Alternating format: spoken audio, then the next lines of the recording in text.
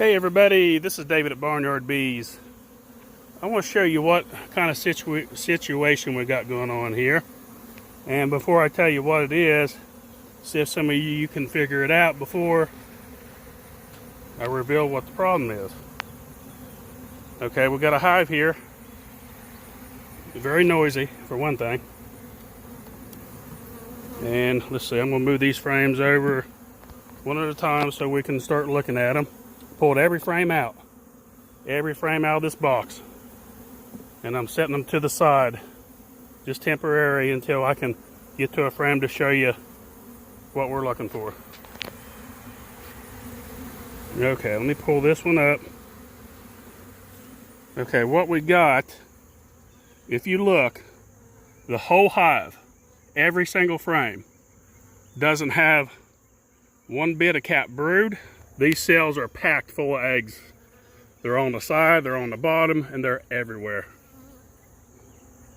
Now, anyone that's been beekeeping for a year or so will probably be able to identify it already just from what I told you. Very easy. So here's what we got. A lot of you probably already figured out what it is. We got a laying worker in here. No queen. There's no pattern of eggs that goes beyond just caked full on the bottom of every cell. Very noisy hive, which indicates also that you're queenless. Right there, I hope you can see right there, because those cells, some of them looks like they have 30 eggs in them. So a lot of times, now what people will do, and sometimes this does work, they'll take these frames out in the field and shake them, and even everything inside the box, like right here. Take everything out there, shake it in the field, box and all. Return the box, put the frames back in, and give them a day, and then introduce a queen, hoping that the laying worker doesn't find her way back to the colony. Sometimes that works. Sometimes it doesn't. It's usually maybe a 40% chance. I've not had a whole lot of good luck with it. Sometimes it does, sometimes it doesn't. But here's something that will work for me. It works every time. So what you got to do, every frame in that hive, I mean every frame, you got to get rid of them. And what I do, for example, here's what I did a few days ago. I've only got 2 of the frames that has laying worker cells in them. And the rest of these are basically new foundation, and this one right here has a little bit of drawed wax on it, but no eggs in any of those, just these 2 right here. So what I did a few days ago, I pulled out. Now some people is going to say you're going to get your queen killed, but it all depends on numbers. How many bees you have in the hive versus how many. Well, let me explain it this way. Okay, this colony right here, it had a laying queen in it. Still has a laying queen in it. I just had pulled her out and checked and make sure she was okay. So what I did, I pulled out 2 frames from that hive over there that had a bunch of those laying working cells in them. And what I did, she was on this frame, and I put, let me go ahead and set it in here so it's easy to explain this way. This is one of the frames here, these 2 on the end. So what I did, I already had 3 frames in there from the existing colony. They had 3 frames. I put 2 of those frames from that laying worker right here. Now, there is absolutely no way that the queen over here and all these workers are going to allow these 2 frames of bees to cause any harm to them whatsoever. I can assure you, I've done this time and time again. When you overwhelm the majority of the bees, so set the whole hive, if each one of these represented 20%. So what we had 60% colony that was existed here, and the foragers, and then 2 foreign frames right here, and all the way completely on the opposite side. Now within 2 days, those bees went in there and tore out every one of those cells and cleaned them out. got rid of that worker.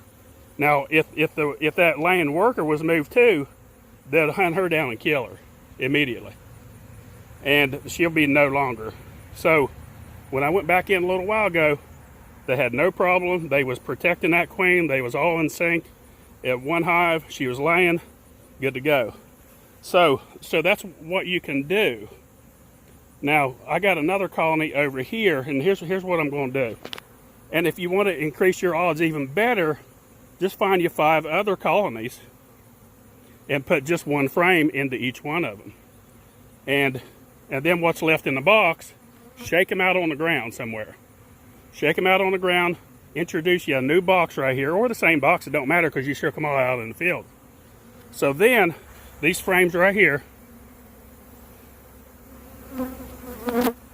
I'm going to move one over here to this colony right here. There is a queen that's in this last frame over here.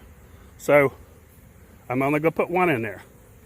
Now those bees, yes, they'll fuss and fight a little bit, but the best way to cope with that is just smoke them very good. And then I'll put the lid on it.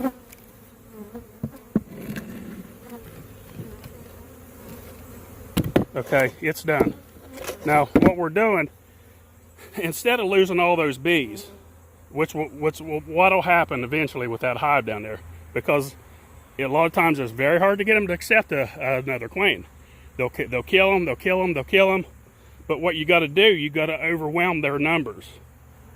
That's the trick to it, and that's why you can take one frame, or even 2, because I did 2 here. But to be safe, if you want to make it just 20%, so that they only represent 20% of that population, they are not going to get past that 80% of population and hurt that queen. I can assure you. I've done this time and time again. You can smoke it up really good, and all it does is it increases this nuke strong. So we got one frame here, 2 here, and that leaves us one frame here. And what I'll do before I shake this nut on the ground, I'm gonna go ahead and I'm gonna move this frame. Now we have a colony over here that's also queenless, right here. So what I'm gonna do, I'm gonna drop this frame right here, and it did have a few frames of partly drawed out, and this one here has it's got a lot of nectar in it. So what I'm going to do, I'm going to put the lid back on. Now this one right here, it already needed a queen, so I got to replace this with a queen. We got to get a queen in there. So what I'm going to do is take this just out here in the field somewhere. It don't have to be that far away. I'm just going to dump them out. Try to get all the bees out of there.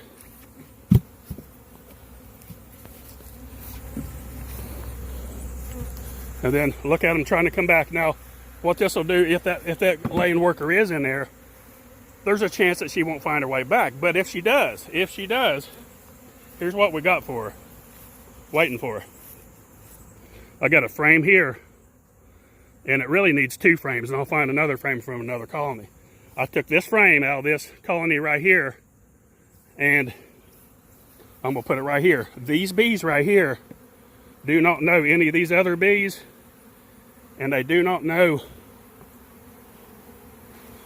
that laying queen. So that laying queen means absolutely nothing to them. So what I'm going to do is overwhelm their numbers. And I'll put another frame, a strong frame of bees right here. I went into another colony. Let's see where I can get a good shot of this. The queen was on this frame.